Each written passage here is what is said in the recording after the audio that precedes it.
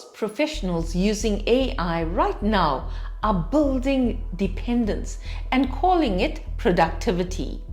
And here's the dangerous part. It looks exactly like genuine capability until the moment it doesn't. If you're using AI at work, and most people are in some form, there's a pattern worth looking at honestly. You reach for it when the blank page feels heavy, when a deadline is close and your thinking feels slow, when you're already carrying too much and you need something to take the friction away. And it helps. It fills the page. It gives you something to work with.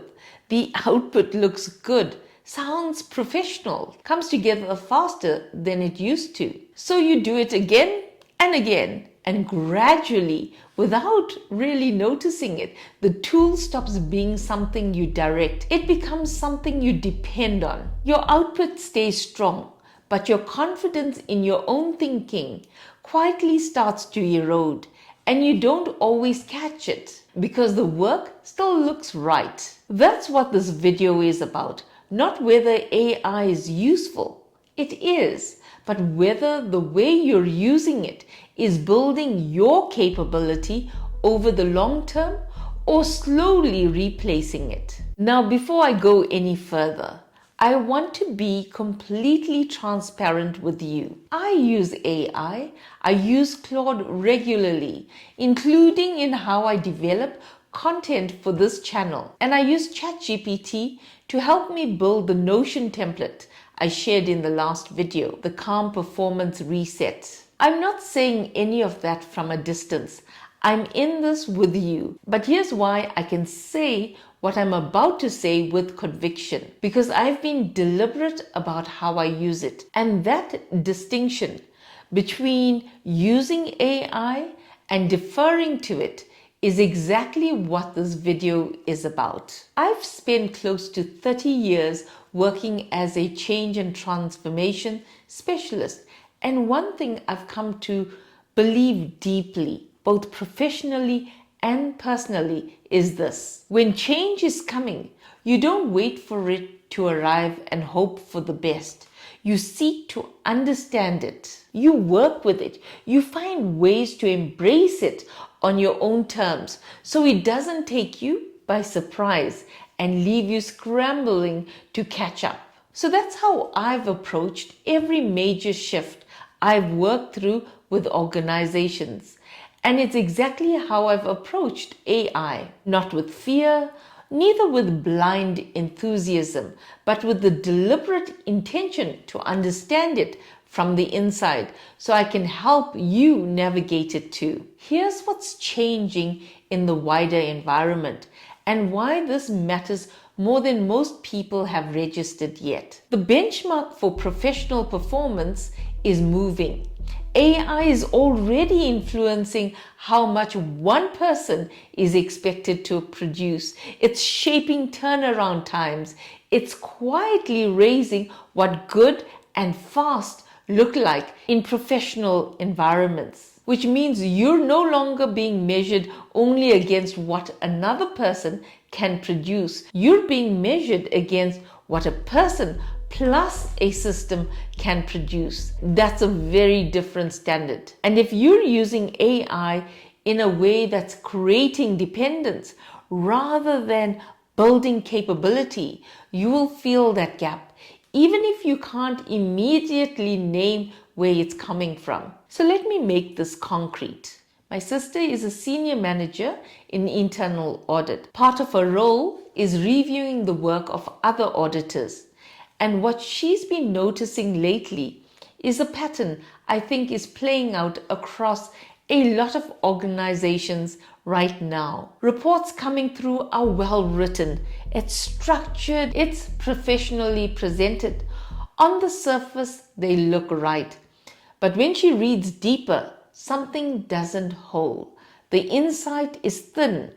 The understanding doesn't quite land, and you feel it in the moment you start asking questions, when you probe, when you say, walk me through your thinking on this. So that's when the gaps appear. The work was generated, but it wasn't owned. And here's why that matters for your trajectory, not just your output. In professional environments, your value is not only in what you submit, it's in how you explain it, defend it, and apply it when someone is looking at you in a room. AI cannot do that for you. You have to do that. So I want you to sit with one question before we get into the practical part. If you didn't have access to AI tools tomorrow, could you still think your way through your work? Not produce it as quickly, not make it sound as polished, but actually think it through. Structure it, understand it, stand behind it. Because if the answer is no, what you've been building isn't capability, it's dependence. And dependence can feel exactly like productivity, right up until the moment someone asks you to explain your thinking without a tool in front of you. So how do you actually direct AI rather than defer to it? There are 5 shifts. They're not complicated, but they require intention. Shift 1. Think before you open the tool. Most people open AI before they've engaged with a problem. They ask it to tell them what to think. That's where dependence starts. Instead, pause first. Define the problem in your own words. What are you actually trying to solve? What do you already believe about it? What direction would you take if the tool didn't exist? 2 minutes, that's all it takes. But now, when you use AI, you're not just asking it to replace your thinking, you're asking it to work with your thinking. Now that's a fundamentally different relationship with the tool. Shift 2. Change what you ask it to do.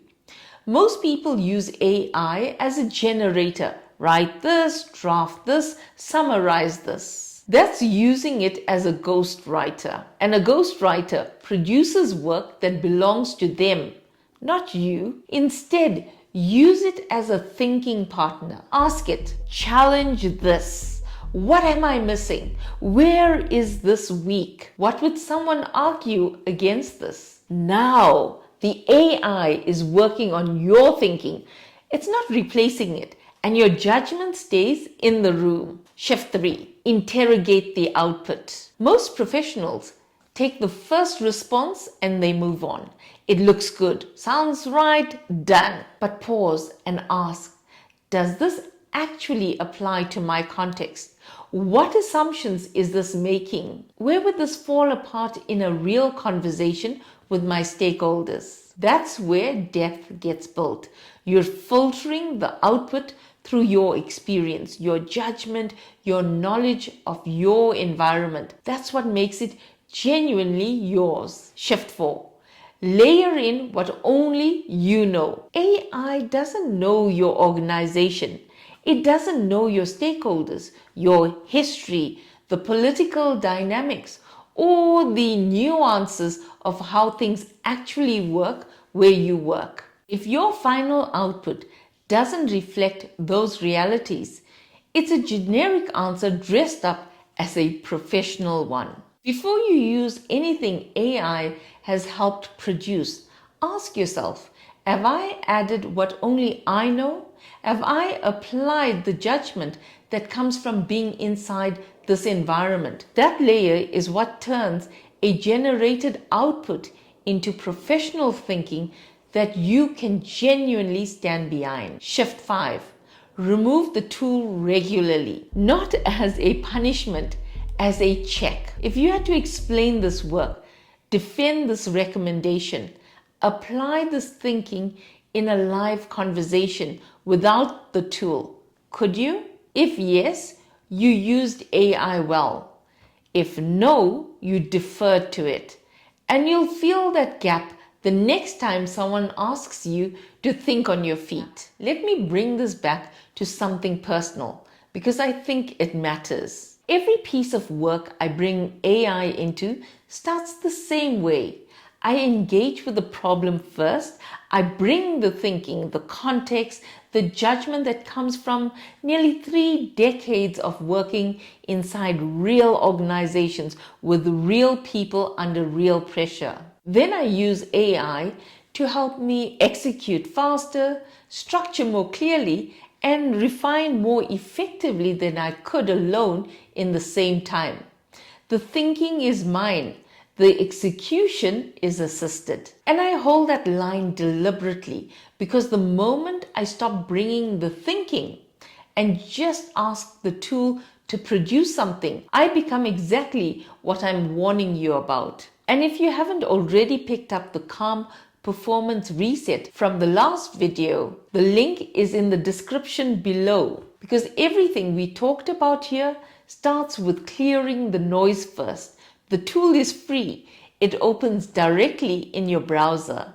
In upcoming videos, I'm going to share something specific, why I moved from ChatGPT to Claude for the heavier thinking work, and what that shift actually changed. And after that, we get practical, how I use Claude to clear the noise in a real working day, responding to emails, clearing the mental load, the everyday stuff that quietly drains you, and how AI, used well, can genuinely give you thinking room back. Not in theory, from the inside, with real examples from my own work. Change is coming whether we're ready for it or not. The professionals who navigate it well, who stay relevant, stay confident, stay genuinely capable, won't be the ones who hand their thinking over to AI. They'll be the ones who engage with it deliberately, who understand it from the inside, who use it to extend their capability, not replace it. That's the position I'm inviting you into. If this landed for you, subscribe. The next video gets to the practical detail of exactly how I do this. And if you know someone who's using AI without really thinking about how, share this with them. It's a conversation worth having before the gap becomes visible. And remember, you matter. And if you didn't know, I go live every Wednesday at 8 p.m. South African time. Join me for the midweek reboot.